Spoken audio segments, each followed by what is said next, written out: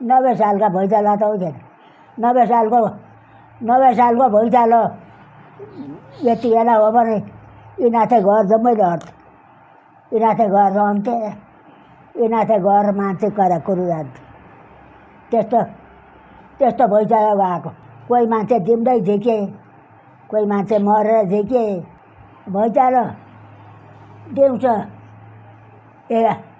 12 बजे 11 बजे आएको भैँचालो बाख्रा लिएर गएर चाहिँ वनमा पर यहाँबाट पर पुर्याउँदा भैँचालो गइगयो। फर्काएर लिएर घर आएँ। घरसर सबै लडेर डाङडुङ मान्छे किचेका।